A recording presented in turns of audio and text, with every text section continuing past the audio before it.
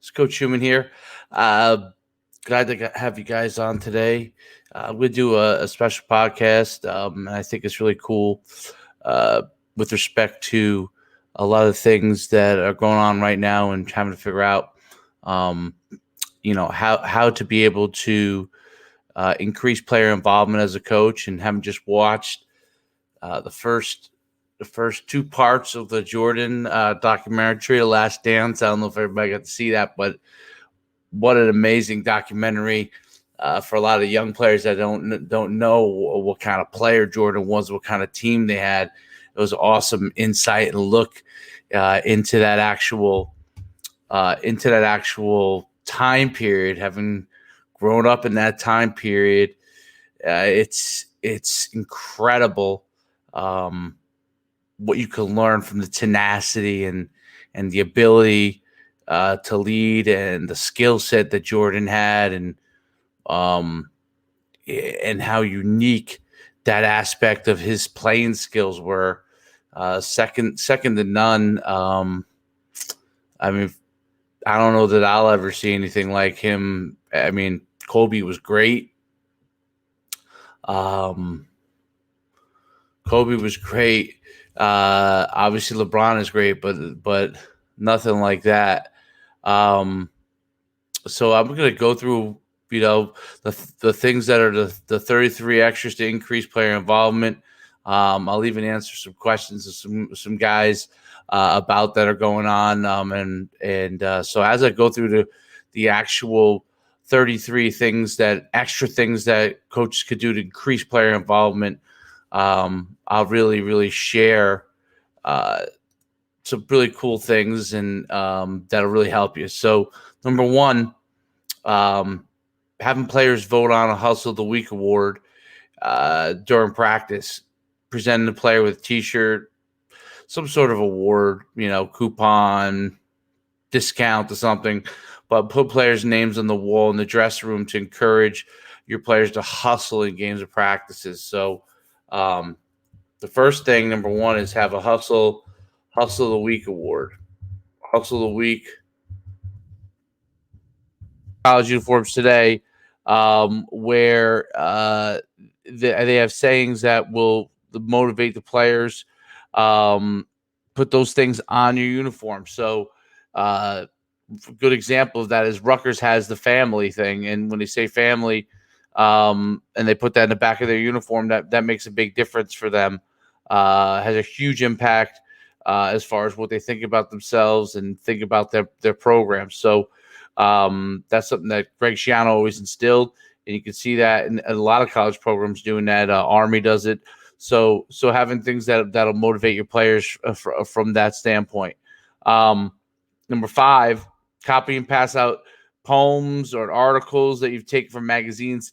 Help to educate players on what can give them a great opportunity to be successful. That's a real big thing. So we'll put that on there.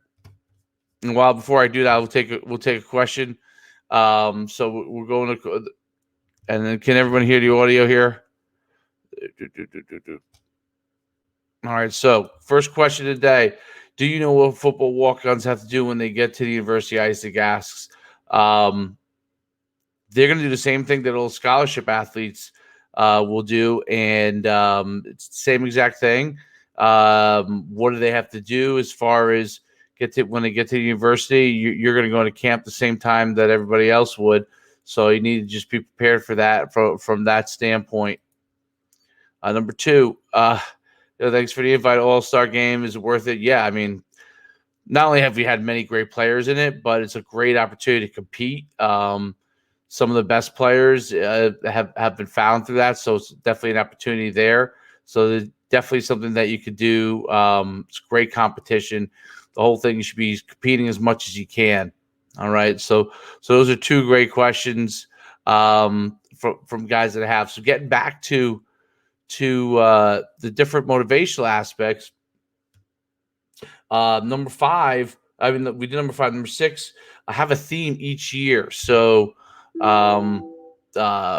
working hard, having a theme that resonates with your players. It could be anything, and utilize that on T-shirts, utilize that on everything that you can. Number 7, award points for those that don't normally appear in a box score.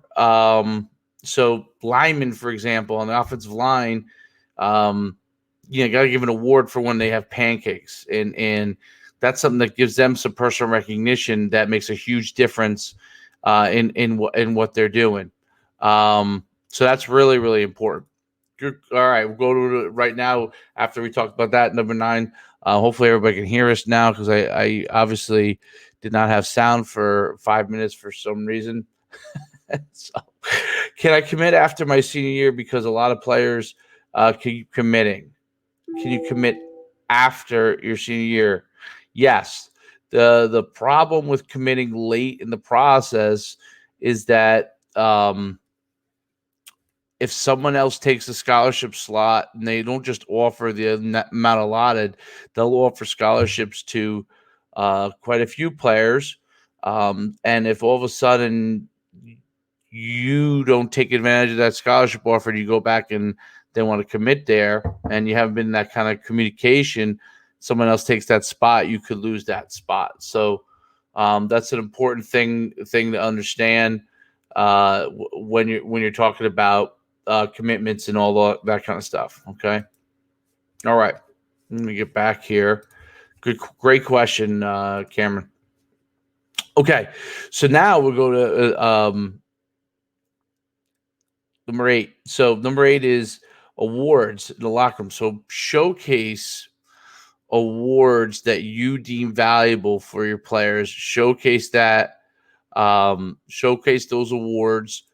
Put them up in the locker room so everybody knows what you expect. Okay, number 9, invite an ex-athlete or someone from the program or a speaker into the program to be able to talk about, what you guys are trying to accomplish, what they've went through, someone from your own community. Invite different speakers to your program.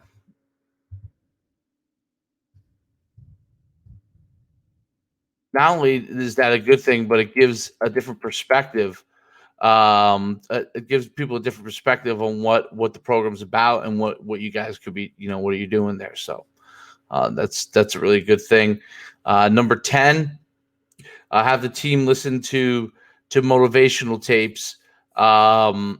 And when you have them listen to motivational tapes, have them listen to specific parts. So specific things within a motivational tape that or a video that really has an impact in the message that you want to get. So there are movies like Any Given Sunday. There's an awesome motivational part there where Al Pacino, even though it's not real, but it's a movie where he speaks there. So utilize those kind of things to have an impact on your program. Okay, number 11, and then after 11, this will be the end of part 1 for this here. Show motivational films or highlight tapes. So highlight tapes each week of what you've done as a program standpoint, showing that stuff, putting those highlight tapes together. Have your guys put together highlights that they think should be included, and then showing motivational films. So, stuff from The Gladiator, stuff from Any Given Sunday, stuff from many movies like Rudy, or that really make a big difference in the players being able to watch something and be able to have something that resonates with them in the program. So those are of my 33 points. Those are 1 through 11. Hope that really helps you. And like I was talking about earlier, where I probably got muted, getting to watch the Jordan talk about what it was like during that time period, Jordan's impact in the game, talking about how it was to win those championships. It was crazy how good a player he was. It was unbelievable the dominance he had, and then the work ethic that went along with it, and the amount of respect that other players have for him. The amount of respect the players have playing with him and the impact that he had in the game. I mean, players after him all wanted to be like Mike. Scottie Pippen, who was on his own team, realized how hard it was to carry the team once he left, and he disappeared and for a couple of years, going into playing baseball and retiring. But the impact that he had on Kobe Bryant, the late Kobe Bryant, on LeBron James, and the impact that he continues to have on athletes and that bar of excellence that everybody wants to have. So have a great night. Sorry about the audio for a couple minutes. That's my fault. Anybody? I'll answer a couple more questions here. All right, before we go today.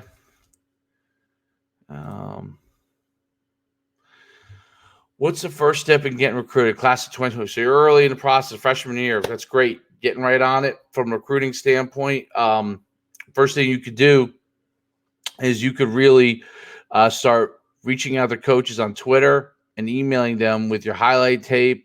If you don't have a highlight tape yet because you're not on varsity, send them, more about you, Corbin, where, your height, weight, your name, your information, your size, your GPA, all those kind of things so they can start to get familiar with you. Okay. So they get familiar with you in that process. All right. Thanks. And then, Camille Jackson. Okay. Camille Jackson back in the day was a fantastic wide receiver with Oklahoma. He was, and this is thinking back quite a few years. Camille had just a smooth way about him. He was a big receiver, was fast, but he had just like a physical presence where he could go make plays and a personality to him that guys wanted to be around him. He was really there in the beginning, early heyday of our camps. And he was one of the very first athletes that became stars, along with like Landon Collins and Johnny Manziel and Marcus Mariota, all guys who ended up going on to the NFL. Camille ended up going to Oklahoma. Was one of those guys. He was an impact maker. He made plays. He really, really did a great job in the biggest moments. So thanks for a question about Camille. Wow, that really brings me back quite a bit, thinking back to the days what that was like, those programs back then. So like I said, it's great being on. Anybody has any other questions, get your questions in now before I'll let you guys go. We'll be back on again tomorrow, and I'm hoping tomorrow night or during the day or tomorrow I'm going to have the Sideline Hustlers, Drew Lieberman, on. We're working at those details up, and it's going to be pretty cool talking wide receiver play, kind of building off that stuff. And as soon as I get that, I'll get that out to everybody. Have a great night, and we'll see you soon.